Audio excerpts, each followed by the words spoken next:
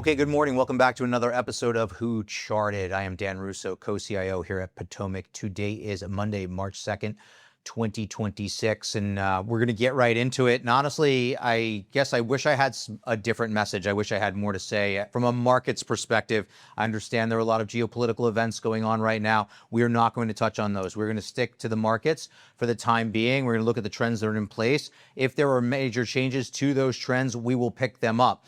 And so as I was saying, I wish I had more to go on, but it's really the same theme that we've been harping on for the past few weeks. The S&P 500 is holding up, right? It's hanging out here. It's been in the same consolidation zone that it's been in since Halloween week, really. That bar right there is a Friday of Halloween. All the while, under the surface of the market, more stocks have been going up than have been going down. Last week, we touched on the fact that we saw a lot of stocks making new highs, also a lot of stocks making new lows, but we'll get back to that. NYSE advanced decline line went out last week at a new all-time high. Generally speaking, that is bullish, right? One of the biggest knocks for the market was all the concentration. Concentration in the top 10 in the S&P, concentration in the Mag 7, everybody pitching that as the bear case. Well, you can no longer pitch that as the bear case, right? The other stocks are going up. More stocks going up than going down is generally bullish.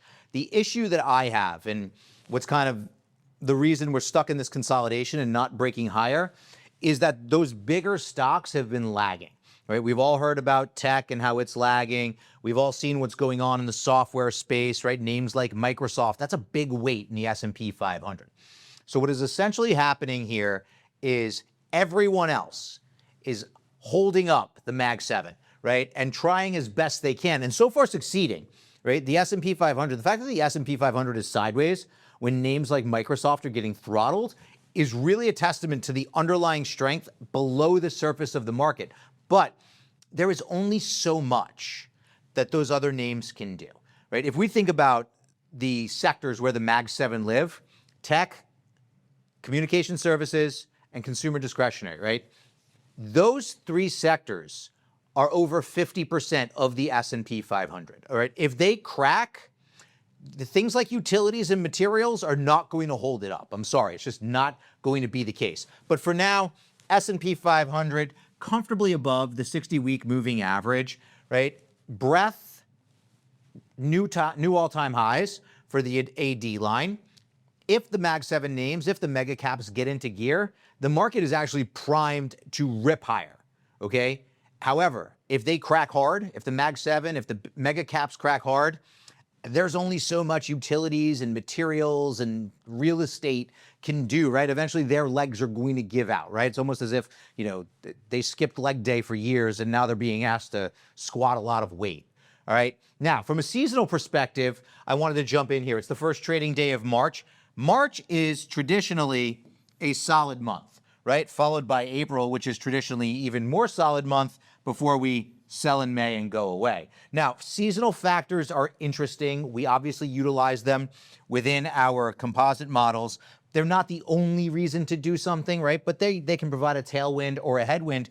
And interestingly, you can't see it here, but take my word for it when I tell you that since 1950, on average, February is a slightly negative month, and 2026 lived up to billing, right? That diamond down there that I circled shows us where February played out in 2026, right? So a negative month before heading into March, which is traditionally strong, and April, which is traditionally strong. I'm not going to spend too much time on seasonals. I just like to hit on them when it's the first trading day of the month. So there you have it. March is traditionally strong. So again, big if, the Mag 7 mega caps get in gear and breadth stays strong, those are two key bullish dynamics. And then you would have a seasonal tailwind from the fact that March is strong too as kind of an upside kicker. Now, one of the things that I want to talk about that hasn't gotten a lot of attention is the performance of small caps. Now, Sean Snyder, new addition to the team here, publishing a note every Thursday for our clients, talked about small caps in his note last week. Via the S&P 600. Now, you might be asking why the S&P 600 and not the Russell 2000. It's simple. These are actually real companies, right, with earnings and some sort of quality to them, whereas the Russell 2000 is literally the garbage of small cap stocks once you get away from kind of the top 2 to 400. All right. What's interesting to me is that they have been trading at or near all-time highs, and actually since these November 2025 lows have been outperforming the S&P 500. Now, we have not had a lot of opportunity to talk about small caps, right, and how they've been outperforming the S&P 500, even though the small cap factor is a major factor that a lot of quant type investors look at. It's been a disaster. All right, there's no two ways about it. It has been almost as bad, if not worse, than what we've seen in international stocks for the past 15 years before last year.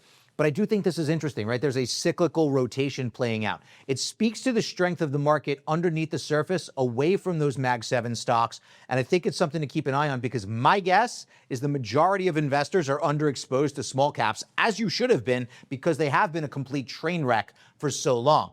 Now, let's go back to international developed markets, right? By now, this is no longer a non-consensus opinion in my view. Now, it could still be a non-consensus trade, right? Small international stocks have underperformed the S&P for so long, up until roughly 2025, that investors would be forgiven for being underweight or having no allocation to international at all. Now, I'm sure by now there's some allocation to the space. Whether or not it's overowned, probably not. But this is not a new story. I was out at a conference last week in Park City, Utah.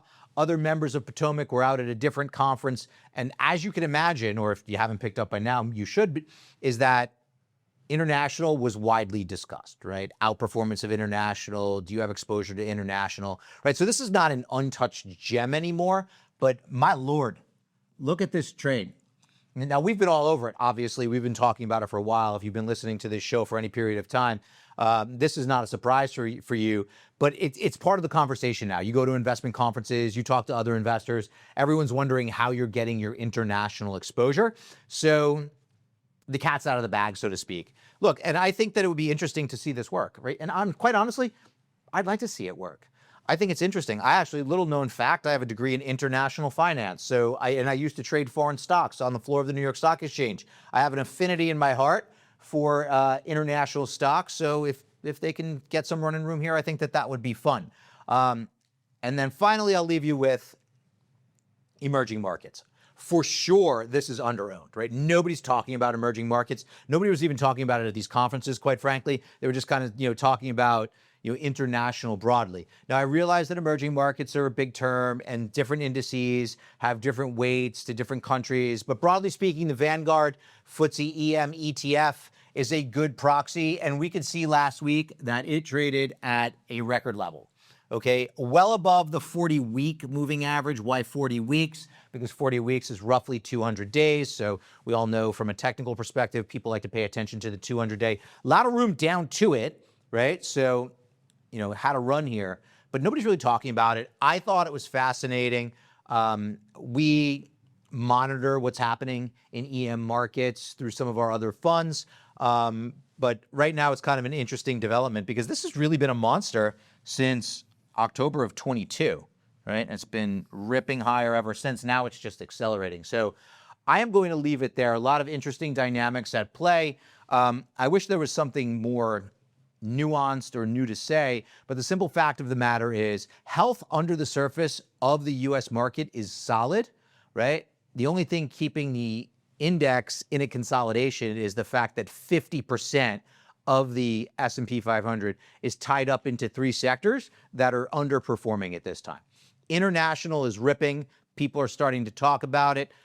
We'd love to see the Mag 7 get in gear because there's a seasonal tailwind here in March and April, but the market doesn't care what we want to see, which is why we'll continue to just kind of follow price data and other data points that we do on a daily basis and position accordingly. So that's all I have for today. Thank you, as always, for taking time out of your day to listen to what we have to say. And we will come to you next week from a slightly different location. Until then, have a great week, everyone.